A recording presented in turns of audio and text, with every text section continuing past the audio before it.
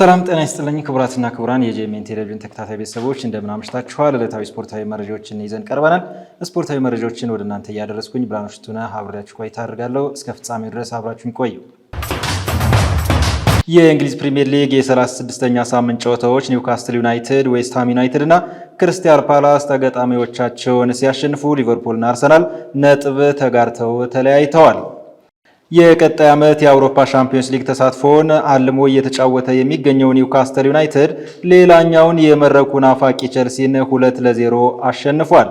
የኤንዞ ማሬስካ ቡድን ላይ ሳንድሮ ቶናሊ በሁለተኛው ደቂቃ እና ቡርኖ ጉማሬሽ በ9ኛው ደቂቃ ላይ አስቆጥረዋል። በጨዋታው ሴኔጋላዊው የቸልሲ አጥቂ ኒኮላስ ጃክሰን በ35ኛው ደቂቃ በቀይ ካርድ ከሜዳ ተባሯል። ውጤቱን ተከትሎ ኒውካስትል ዩናይትድ ነጥቡን 66 በማድረስ ሶስተኛ ደረጃ ከፍ ሲል ቸልሲ በ63 የአምስተኝነቱን ስፍራ ይዟል። ሌላኛው የአውሮፓ ሻምፒዮንስ ሊግ ተሳትፎን አልሞ እየተጫወተ የሚገኘው የኑኖ ስፕሪቶ ሳንቶሱ ኖቲንጋም ፎረስት በወራጁ ሌስተር ሲቲ ነጥብ ጥሏል። ሌስተር ሲቲ በኮነር ኮዲ አማካኝነት ገና በሁለተኛው ደቂቃ አስቆጥሮ መምራት ቢጀምርም ፎረስት በሞርጋን ጊብስ ዋይት እና ክሪስ ውድ ጎሎች ወደ 2-1 መሪነት መሸጋገር ችሎ ነበር። ይሁንና የሲቲ ግራውንዱ ክለብ ውጤቱን ማስጠበቅ ተስኖት የማታ ማታ ዋጋ ከፍሏል። ከብራይተን ለሌስተር ሲቲ በውሰቱ እየተጫወተ የሚገኘው አርጀንቲናዊው ፈኮንዶ ቦናናቴ በ81ኛው ደቂቃ የአቻነቷን ጎል ከፎረስት መረብ ላይ አሳርፎ ጨዋታው 2-2 ተጠናቋል። ውጤቱን ተከትሎ ኖቲንጋም ፎረስት በ62 ነጥብ 7ኛ ደረጃ ላይ ተቀምጧል። በሌሎች ስታዲየሞች በተከናወኑ ጨዋታዎች ማንቸስተር ዩናይትድ በዌስትሃም ዩናይትድ እና ቶተናም በክሪስታል ፓላስ በተመሳሳይ 2-0 ተሸንፈዋል። የዩሮፓ ሊግ የፍጻሜ ተፋላሚዎች ዩናይትድ እና ስፐርስ በአንድ ነጥብ ብቻ ተበላልጠው የወራጅ ቀጠናው አፋፍ ላይ 16ኛ እና 17ኛ ደረጃ ላይ ተቀምጠዋል። አንፊልድ ሮድ ላይ የሊጉን ከፍተኛ ሁለት ቡድኖች ሊቨርፑልና አርሰናልን ያገናኘው ጨዋታ 2-2 በሆነ አቻ ውጤት ተጠናቋል። በጣሊያን ሴሪያ የ36ኛ ሳምንት መርሃ ግብር ጨዋታ የሊጉ መሪ ናፖሊ በጀኖዋ ነጥብ ጣለ። ውጤቱን ተከትሎ በናፖሊና በኢንተር ሚላን መካከል ያለው ልዩነት በአንድ ነጥብ ጠቧል። የኔፕልሱ ክለብ በሜዳው ዲያጎ አርማንዶ ማራዶና ስታዲየም ያደረገውን ወሳኝ ግጥሚያ 2-2 በሆነ ውጤት ደምድሟል። ናፖሊ በሮሜሎ ሉካኮ በ15ኛ ደቂቃ ጎል መምራት ችሎ ነበር።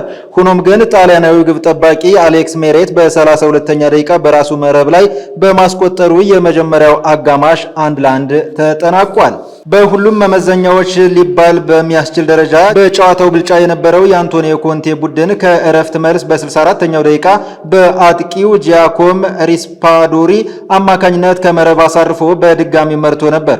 ውጤቱን አስጠብቆ መውጣት አልቻለም እንጂ ለጀኖዋ ሜክሲኮዊ ተከላካይ ጆሃን ቫስኬስ በ84ኛው ደቂቃ የአቻነቷን ጎል አስቆጥሮ ጨዋታው 2-2 ተጠናቋል። በጨዋታው የቀድሞ የማንቸስተር ዩናይትድ አማካኝ ስኮት ማክቶሚናይ ለጓደኞቹ 2 ለግብ የሚሆኑ ኳሶችን አመቻችቶ አቀብሏል።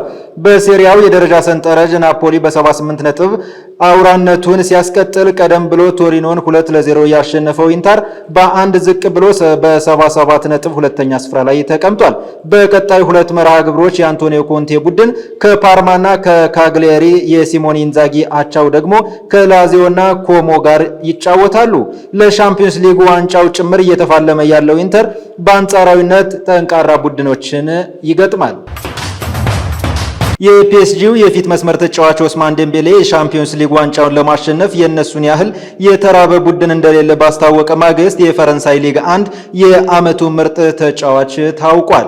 የሻምፒዮንስ ሊግ ዋንጫውን ወደ ፓሪስ ማምጣት እንፈልጋለን ያለው ደምቤሌ የኛን ያህል ለዋንጫው የጓጓ ክለብ አለ ብዬ አላስብም ብሏል። 3 ሳምንት ቀርተውናል፣ ቀሪ 2 ዋንጫዎችን ማሸነፍ እንደምንችል ተስፋ አድርጋለሁ ሲልም አክሏል። የፈረንሳይ ሊግ ዋንጫን ያሳካው ፒኤስጂ በቀጣይ የሻምፒዮንስ ሊግ እና የኮፕ ዴ ፍራንስ ዋንጫዎችን ለማሸነፍ 2 ፍጻሜ ጨዋታዎችን ያደርጋል። በፒኤስጂ አሸናፊነት የተጠናቀቀው የፈረንሳይ ሊግ የ2024-25 የውድድር ዘመን የዓመቱ ምርጥ ተጫዋች ይፋ ተደርጓል። በዚህ መሰረት ፈረንሳዊው የፒኤስጂ የፊት መስመር ተጫዋች ኦስማን ዴምቤሌ የዓመቱ ምርጥ ተጫዋች በመባል ተመርጧል። ዴምቤሌ በውድድር ዓመቱ 21 ጎሎችን አስቆጥሮ 8 አመቻችቶ ማቀበል ችሏል። በተያያዘ ዜናም ኬሊያን ምባፔ የፈረንሳይ በውጭ ሀገር የሚጫወቱ ተጫዋቾች የውድድር ዓመቱ ምርጥ ተጫዋች በመባል ሲመረጥ፣ የፒኤስጂው አሰልጣኝ ሉዊስ ኢነርኬ የፈረንሳይ ሊግ የዓመቱ ምርጥ አሰልጣኝ በመባል መመረጥ ችለዋል። የፒኤስጂው ወጣት ተጫዋች ዲዜሬ ዱዌ የፈረንሳይ ሊግ የዓመቱ ምርጥ ወጣት ተጫዋች በመባል መመረጥ ችሏል። ክቡራትና ክቡራን ተመልካቾቻችን ለዕለቱ የያዝናቸው ስፖርታዊ መረጃዎች የእስካሁኖቹ ይመስሉ ነበር። ስፖርታዊ መረጃዎችን ወደ እናንተ እያደረሱኝ ብርሃኑ ሽቱነህ አብሬያችሁ ቆይታ አድርጌያለሁ። ከቀሪ የጄኤምኤን ቴሌቪዥን ዝግጅቶች ጋር ሰናይ ቆይታ ተመኘሁላችሁ።